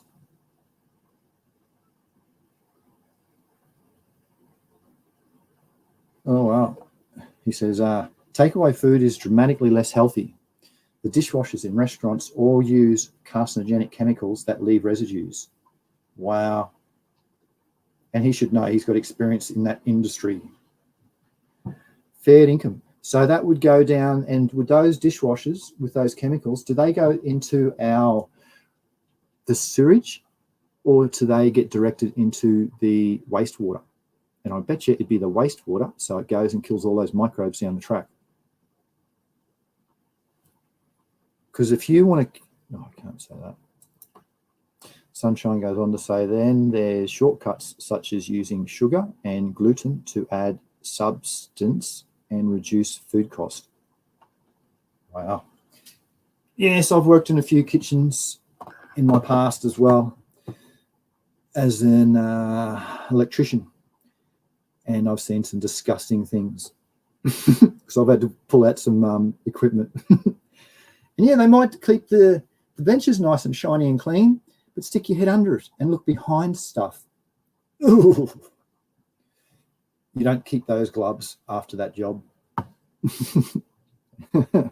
They go in the bin. But, yeah, kitchens. And it's all to do with microbes. And most of those microbes are safe that are in the air. That's why we don't get sick very often. But it's the ones that have no oxygen, the anaerobic ones, that are the bad ones. They're the pathogenic and the problematic ones that can develop disease and infection and all sorts for us. So by those environments, you want to eliminate. So it's, yeah, 100%, yeah, yuck. Oof, says Lene. Sunshine Rainbows, they use rinse, aid, and cleaners. They all go into sewage. Oh, good. At least it's into the sewage and it can be treated instead of into the water. Sewage has got different types of holding tanks and stages where it goes through to eliminate. And that's where you want the denitrification to happen. So those couple of denitrifying microbes that I said before, that's where you want them. That's where they are at in sewage. So they can get rid of our pee and transform that back into the nitrogen into the air. So yeah, it reduces that section of it. Because most of these biotechnology courses that I've done, they're on wastewater treatments. And they've cultured up to 15% of the microbes that are into wastewater treatment in that sludge, wastewater treatment sludge, which is the highest amount. And the lowest amount is 0.01% for marine microbes, because they're unculturable. And quite a lot of microbes need to be symbiotic and with others and in different certain environments. And yeah, they struggle to reproduce the numbers. It's pretty interesting. That's why so little is known about microbes. And now we're just getting the technology where they can do all these things, make the cultures last, and run DNA and blast analysis on them through the databases to find out which does what. And that's what I'm learning. Which does what and how and why you shouldn't use them and why you should. Like today, we're talking about your good nitrifying bacteria to use and bad nitrifying. And the amounts. Did I cover that, Sunshine? You still here?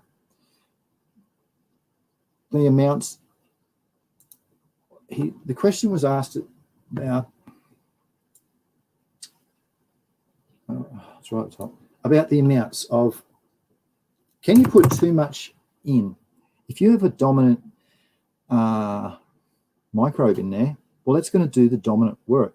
So if you run labs, the Korean natural farming techniques where they got high amounts of labs, they've only got a few types of microbes in there because they put out heavy, very strong resistance, big biofilms to other microbes, antibiotics. That's why it's good in milk. But back to the topic. Oh, that's right, enumeration. About the counting, about the amount. So if you've got one dominant nitrogen-fixing bacteria in there, well, and growing it, say, indoors in lab conditions, well, that's all you can expect to get it. It's not going to have a nitrogen deficiency, or it might, because it mightn't be numbers enough to produce the amount that the plant requires, but it's not going to harm it. It's about more symbiotic relationships is what I am focusing on, and in organics is what it is, because you can't really have organics with just 1 or 2 microbes, because they need the amount to do breakdown to mobilize all the immobilized elements in there.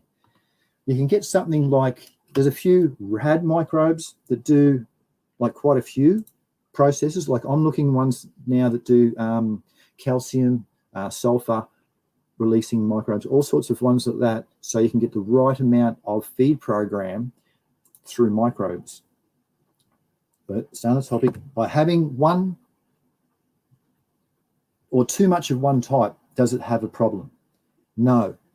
Well, if it's the right type, it doesn't. But if it's the wrong type, yes. So for instance, if it's a beneficial right type, like Bacillus subtilis, so if you go and put too much of that in, well, Bacillus subtilis is really rad for its fungicide it puts out. So it puts out chitinase. So if you got too much of that, you know you're not going to have any fungal problems. Bacillus subtilis, it has phosphorus solubilizing properties. So if you've got phosphorus bound up in the DNA of other microbes, it'll help break that down. Phospho something dismutase, the enzyme that can help release phosphorus bound up in elements that are mineralized, that are immobilized into things. Bacillus subtilis has hormone benefits. So if you're going to use, for instance, just Bacillus subtilis, you're going to get all those rad properties. And if it's in high amounts, well, you're just going to get it working well. But you really want it to work in symbioism with other microbes, because that's what organics is, or that's the way that I focus on. I'm not looking at lab type grows here. I'm talking about pure organics, where you get the microbes to work for you. So in my eyes, no, it can't have too much of that microbe, as long as it's the right beneficial type.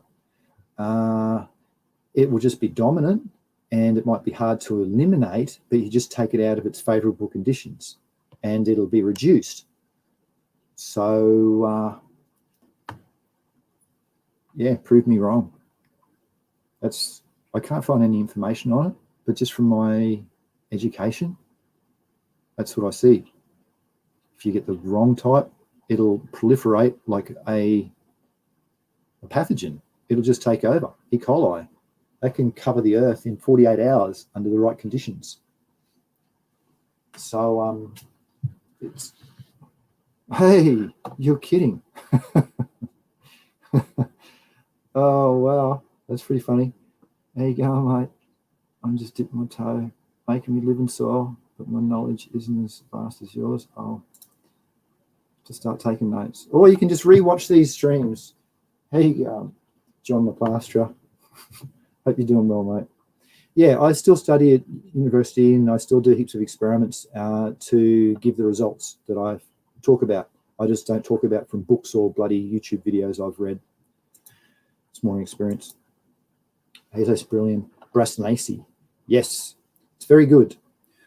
I'm focusing on Lipoferum, because Lipoferum, it has hormone properties as well. It has gibberellic acid and cytokinins that it can release from. Yeah, so, but Azospirillum, it's in the right numbers, it's beneficial. It's a nitrogen fixing bacteria, so it's rad. But if you're getting it, you didn't mention, Sunshine, about the colony forming units on the side. So I presume it doesn't have it on it. Can you just get back to us on that? I can talk about colony forming units for a little bit. John the Plasterer, I'm good. Yeah, I can see it, mate. That's cool. But yeah, it's nice to hear. Organics is really, it's rad. If you can get it to work for you. And yeah, I'll make you, at least you know where you can drop some questions down the track, and I'll show slides to give you the understanding that I have. So because I'm into science, it changes daily with new technology and new discoveries. New things can be, things that were wrong or things that were right in the past can be proved wrong now. And I'm all about that because I believe in science. It's really cool. I'm not going to click that link. I suppose I can. I think it's the blue. It's just the white covered one, the one I've used in the past. Not Jesus Christ.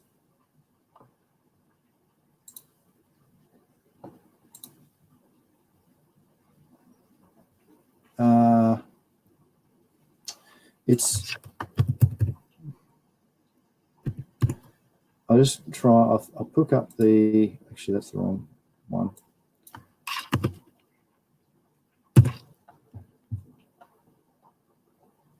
Of course, it's not here. I was going to pick the front. Is it a white packet? Because I can't see it. My research is under different. It's a white. I think it's the only one that I'm aware of that's been sold in Australia. It's a white packet. It's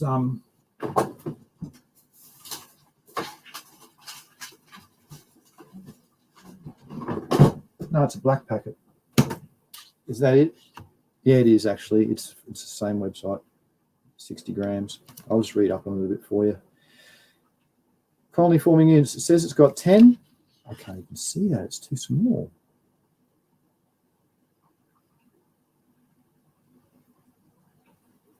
Uh, 10 to the power 5.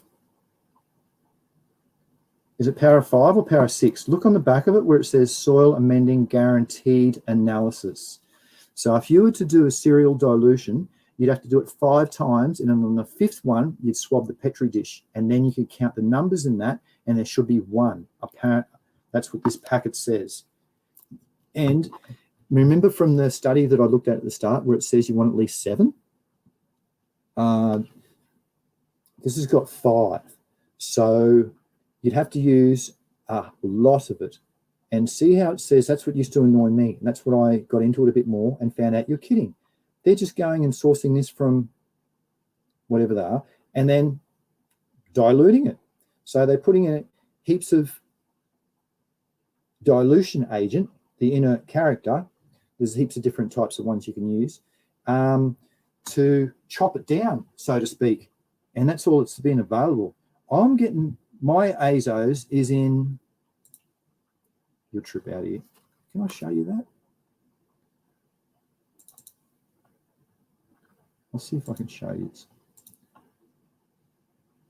Can I show that? There's no sort of nothings on that. Yeah, I can show that. All right. Oh, hey, May Green. How you going, May Green?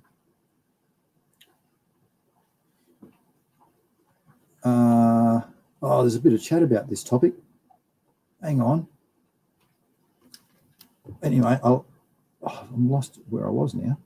I was going to show you, that's right, about the colony forming units. So I've got to share screen.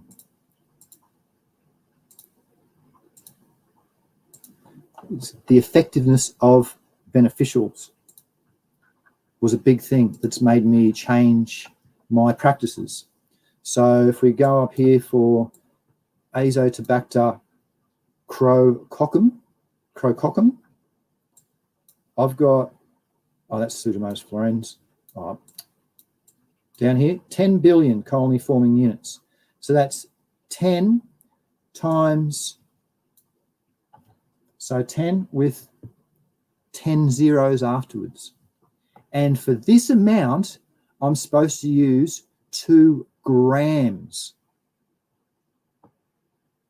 for about 6 litres, 8 litres. So that'll give you an example where on this packet here of azos, here, I'll pull up the packet for everybody. You know, what in the blimmin' he's talking and blimmin' about, blimmin'. I'll show you this. Azos extreme. What's the last word? That word. Hopefully it'll come up. There it is. So now people can. Is it really by him? So I don't endorse this product for the fact that it's the CFUs on it. But I do endorse it for the fact that at least you can get a supply. So if we turn this over, on the back, it's got 10 to the power of 6. Oh, there it is, 6. So they've chopped it down a few times. But still, you'd have to use a fair bit of this to get a result. But what you do, you don't use it, you inoculate. So you put it into your substrate, for instance, before you're going to grow even, and you just sit it in there and let it do its thing with the right amount of water. So you want to increase its numbers. Or you put it in a bubbler and bubble it up with I can tell you that. There was a study that had been done with the azos, and they used molasses. You have to use 5 sources. There's 5 things to grow a cell you need. And one of them is a carbon source. And I've always used molasses. And there was a study that was done with this microbe that used sucrose as a carbon source, and they found the results were double in the amount of output that they got. So I use sucrose now as a carbon source with my bubbler when I make the teas up. So when I do the azos, it's just a little hint. But yeah, 10 to the power of 6. So you'd have to use a fair bit. If I'm using 10 to the power of 10 and I use 2 grams, look at this one. Yeah, massive, isn't it? And ligoniformis is rad. But anyway, we're talking about nitrogen today, which is this one. So under this, and I'm happy with what I get out of that.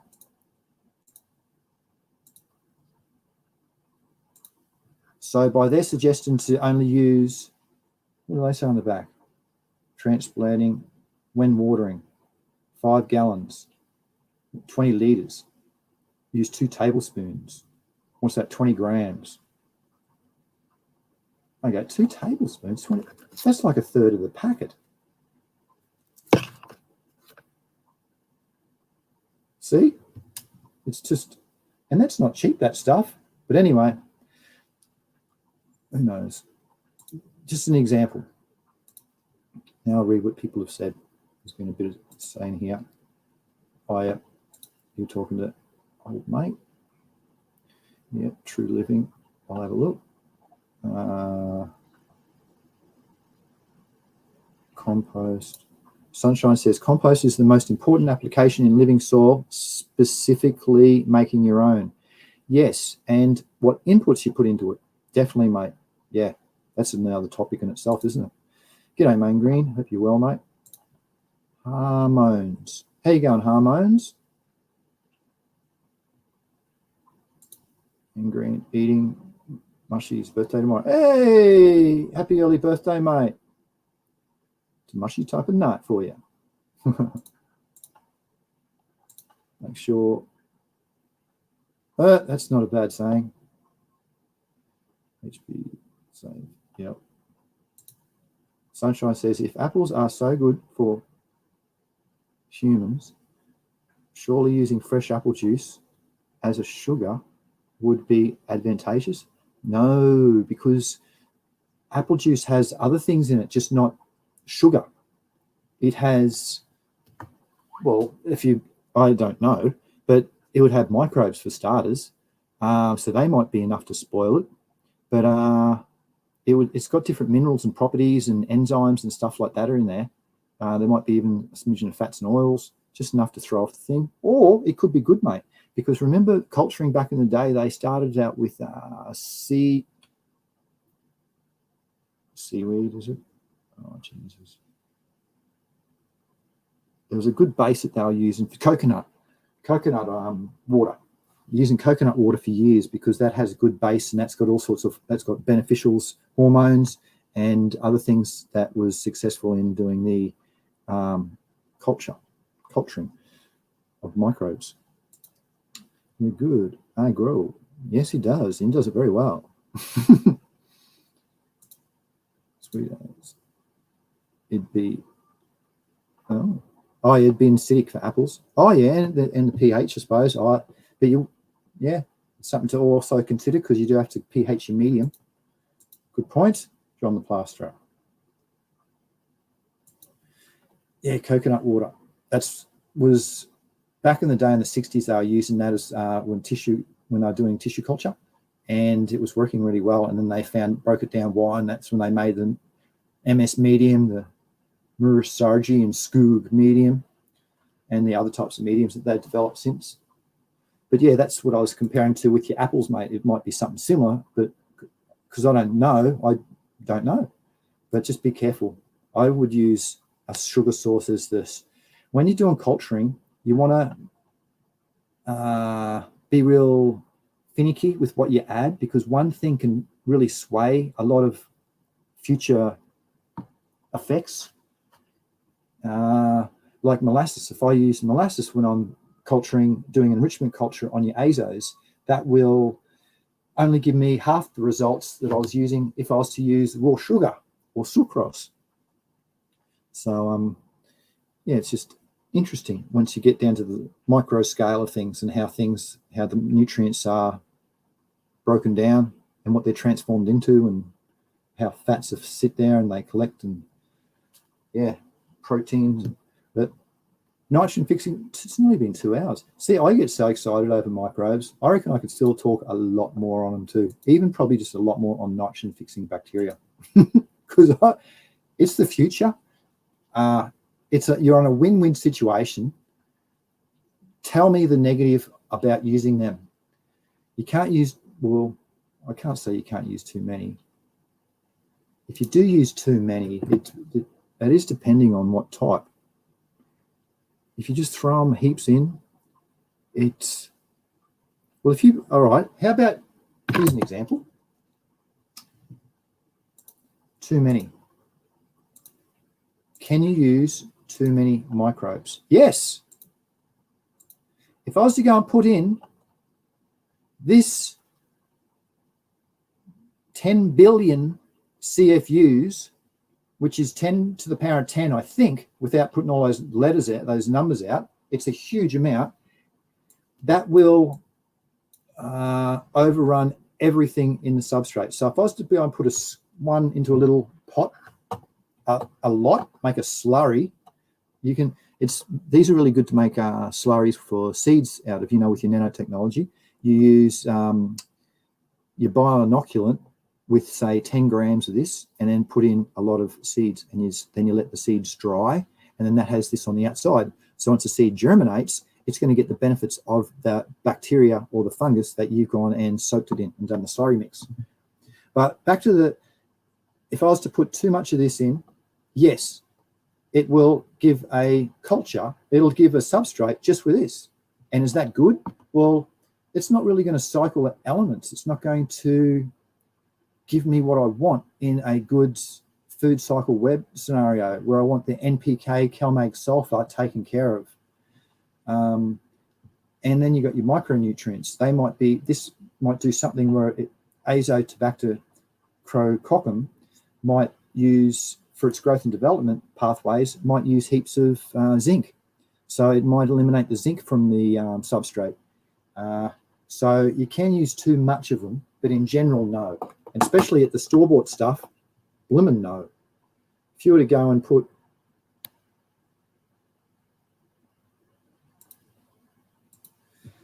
this packet into a pot, it probably won't do much harm because it's such a diluted rate.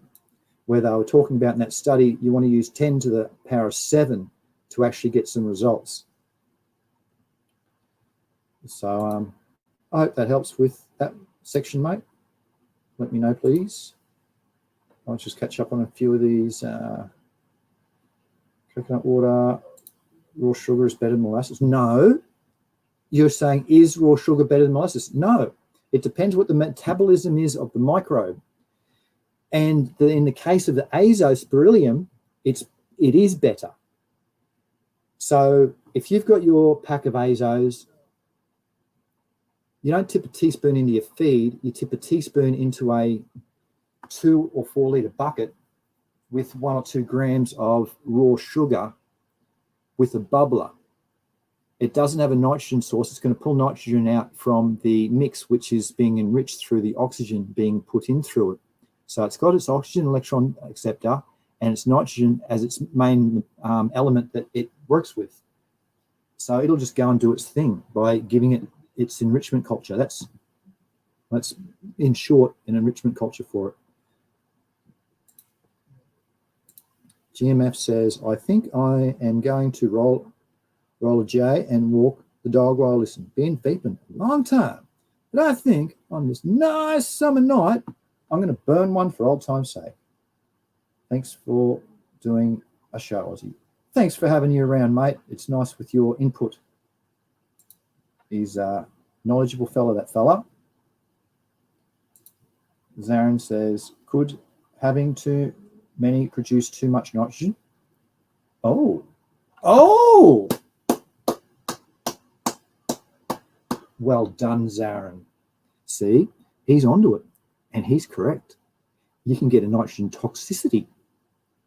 Exactly correct. I never thought of that. I love having cool people in chat to pick me up on stuff that I miss. It's appreciated. Good on you, Zarin. And yes, so there you go, Sunshine. Thanks, Zarin.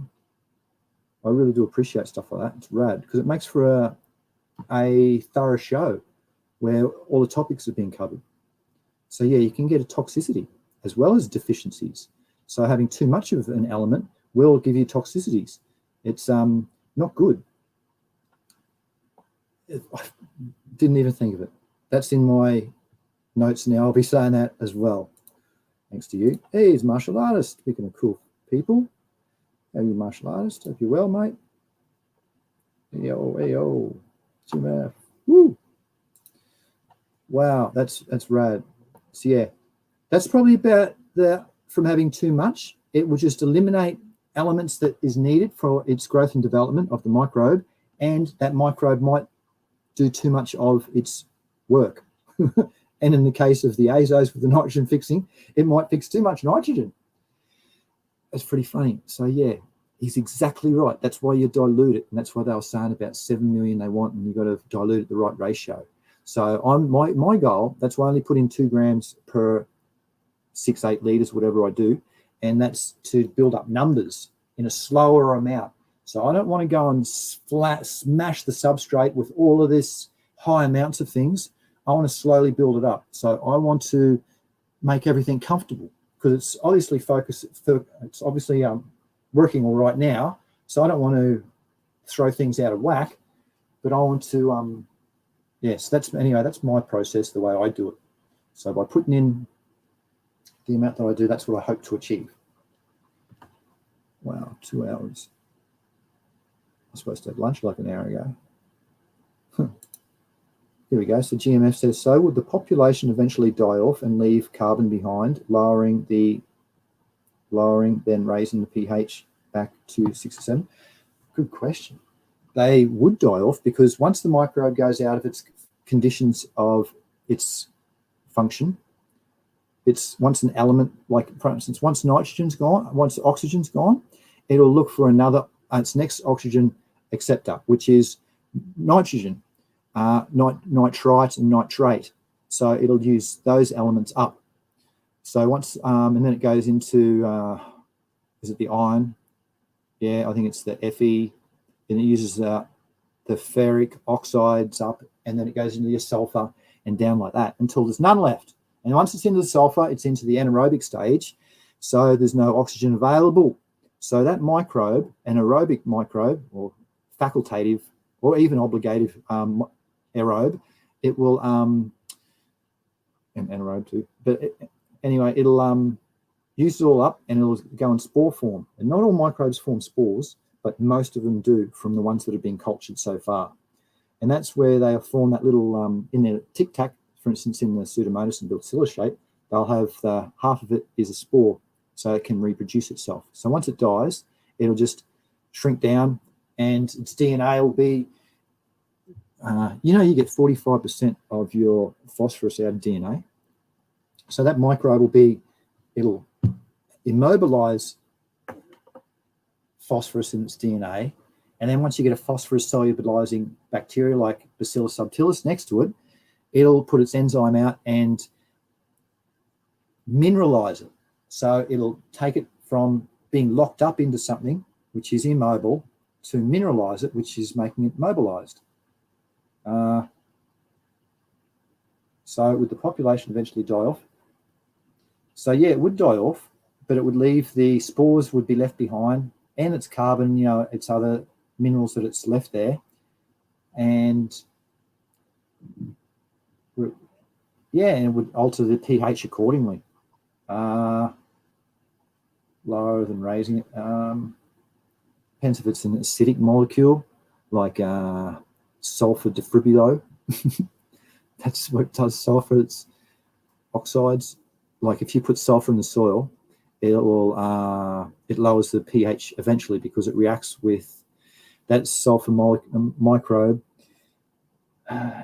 makes it into sulfuric acid, which lowers the pH, as an example. So it depends on which microbe you use. There are alkalizing microbes. There are microbes that are like archaea that are alkaline, and they only breed in. There was, what was that one even? One I'm interested in. It says numbers multiply more in pH 8, but I want to use it in pH 6 or 6.5. So it's just harder to get the results that I want if I was going to do a batch culture of that particular microbe. That's what my understanding is, mate. I don't know everything about it, but from the few courses that I've done, yes, that's my understanding. Spores, they really help, and that's what's in the packets of, for instance, that one that I was showing before. They are in spore form, so they're not all active and alive. They're all dead, and they're just sitting there waiting to come into their favourable conditions, which is moisture above 91%. So in other words, once you wet them, they germinate, and they start, and once they'll look for their, like for instance, azos, will look for a nitrogen source to fix. So once it gets in contact with the nitrogen in the atmosphere, which is about 70%, it can start its growth and development, or its pathway functionings. Yeah. So it's pretty amazing, the microbes. I just love them. And this course, I can't wait to do the course on microbe technology, controlling them. What? And it says in the course too, you can use them to control oxygen, water, and of course you already know fungicides and systemic acquired resistance and priming genes and all that sort of rad things, but you can do specific microbes for specific tasks and that. And I just thought, cool, wow, how imagine to control oxygen. So if you want to, or even say CO2, because you know how to measure the amount of microbes in substrates, you take a CO2 check, and that's good because you can see the respiration of your microbes. So by getting, what's that? Yes, this would be a good. Bacillus thuringiensis puts out carbonic anhydrase, which is CO2 absorber. So if that was in the substrate with a lot of other microbes, you could get the CO2 level down and keep it functioning all right, as an example of just using microbes to control environments. Oh, wow. Don't even need to take the course. GMF says, so how can we make this into something turnkey that average person can use to grow plentiful organic food? What is a cheap and effective way to get this into more people's hands to use? Mate, that is one excellent question. The only thing...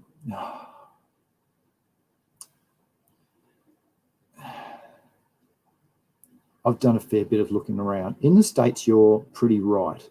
But in Australia, it's a different scenario.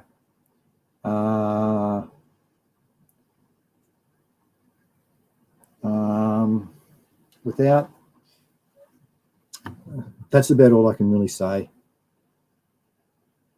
There isn't in the States, you have options to buy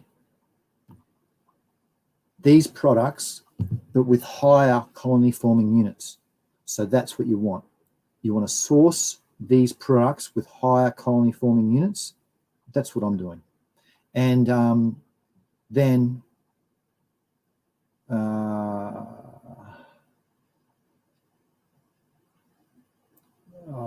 don't know what to say. Answer the question. What is a cheap and effective way to get this into more people's hands? By having people like me around where I can go, righto, I wonder if I can start giving away that stuff.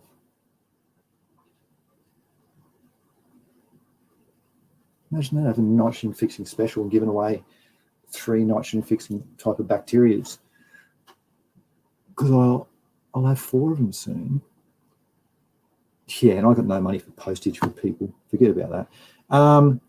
So how can we make this into something turnkey? Well, how you can make it into turnkey is by getting someone like me who can get it for everybody. Because I don't know, mate, everybody's into business where they are making money off it, so they've got to cut it down. So the colony forming units you're going to get is lower than what you could achieve. I'm at that stage, what your question asks. Your country's easier because Australia's an island. So, yeah, I don't want to go into it too much. What is a cheap and effective way to get into it? The cheap and effective way is to source these products with higher colony forming units, so you've got to use less. Then you can price that out.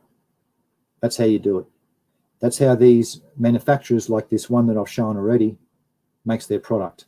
To be honest, I've actually been thinking about making the products because I've been amazed to see how much I can get them for in larger amounts and to how cheap, well, to how expensive people are selling it. Like that packet before, you're talking $50 for something that's diluted.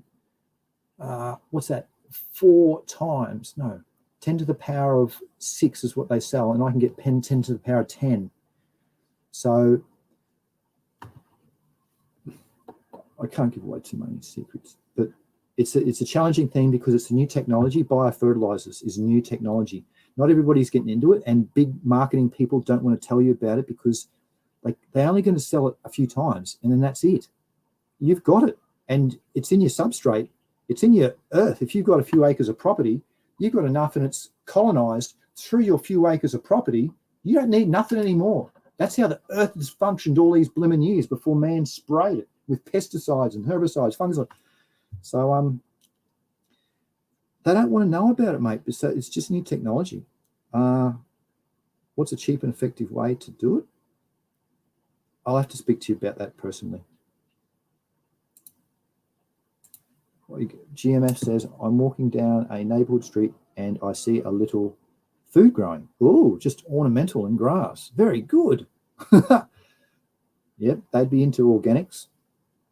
A lot of people want to get into organics, but they don't know how. And everybody sells all these products that sell things, neem cake, langbonite, all these sort of things that have elements that are immobilized. So you can't get access to them unless you have the correct microbes to break those elements, to break those materials down to get access to the stuff inside, which is the minerals. So Australia has forgotten about that. They've got a few cool things. You can get all those types of things that you want, but they haven't got they've got a poor range, I can say, for microbes. Actually, they've got a blimmin' poor range because I've contacted quite a few large distributors and got nowhere. So I know it doesn't exist. So that's why people in Australia struggle for organics to be, they haven't got the complete picture. They haven't got the microbes to do the whole thing for them. They've got all the rad, fertile soil that's not enriched with life. Or if they have, it's been killed because previous few farmers have killed it and sprayed it, or carbon monoxide gets in from the cities and lays heavy and substrates in, the heavy metals and pollution. It's yeah, it's an endless thing. It's pretty cool. It's a good topic though, isn't it? Microbes. Zarin says has an interesting product that claims to be organic hydronutrient. I'm sure they're leveraging the nitrogen fixing bacteria. Probably, mate. Well, now you know a bit about them. You can just turn it on the back and have a look for the microbe name and see if the colony forming units, the times to the power of 10, if they're anything decent. If they're into the million, you want them at least 1 million. And yeah, and if they're anything under that, or if they don't say it, like there's a few, I'm going to say it, rootroids. He doesn't even have it on the packet. That tells me that it's so low that they haven't even bothered it. They can't do it because it's still going to sell because you can't really get them in Australia, microbes, but just an example. So by sourcing colony forming units with your particular microbes you want, cha-ching, you've won. I'm telling you too many of my secrets, but that's where I'm going down the road. So now I'm learning about individual microbes, what they do, fully reading studies on that microbe and putting in my short lists. And yeah, so that's pretty cool.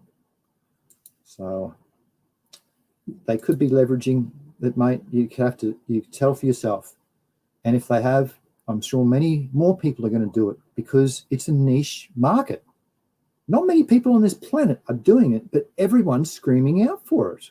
So this is a niche market if you can understand it, and it's more so understand it because I've read on quite a few of these sites too. They're not symbiotic. Well, I put in like Brady rhizobium, which is the legume one only it works with. They're saying it works with all of them. So there's still a lot of false stuff out there. So you just got to be careful. And yeah, GMF says, can't most of the microbes be assessed via vermicompost? Does Australia just need to get worms? Yeah, the substrates have a good one. Remember, the reason why they got the largest pumpkins in the world out of Alaska there is because they did a metagenomic study of the soil, and they found that's metagenomic studies when you test all of the 16S genes in the soil to see what microbe comes out. So in other words, you're testing every microbe in the soil. So they did one of those metagenomic studies, and they found out there was more than 20,000 different species. And the normal soils, you get maybe 6 to 8 and 10 if you're lucky.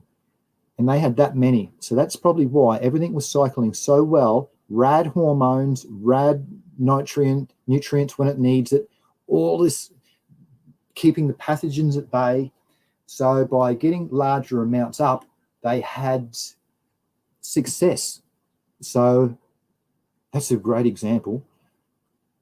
So can most of the microbes be assessed by the... So can most?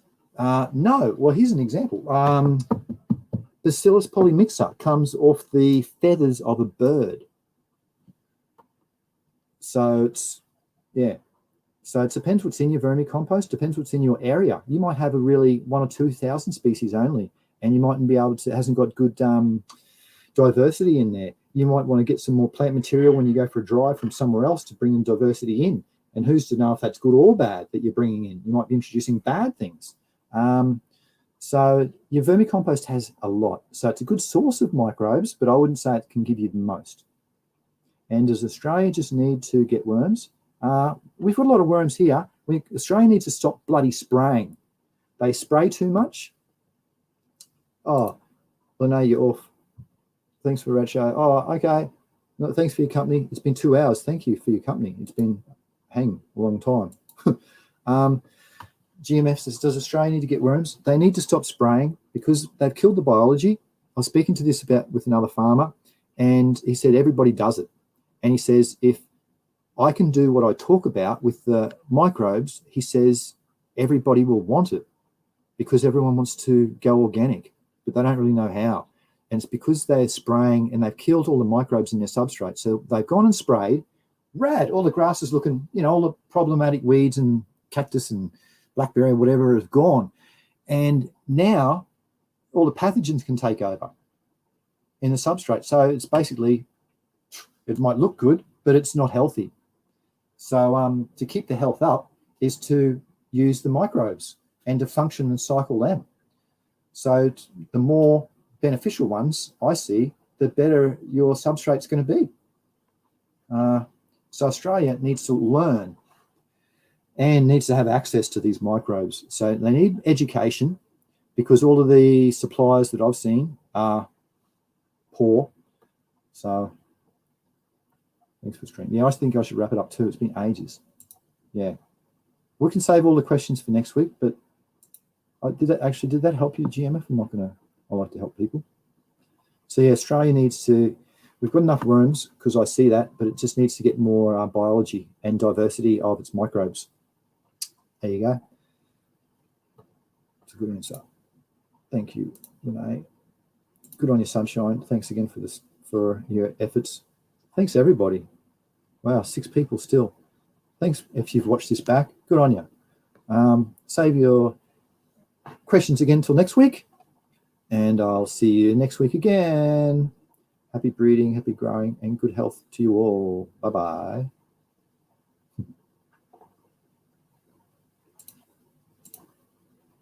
Hey, thanks, buddy.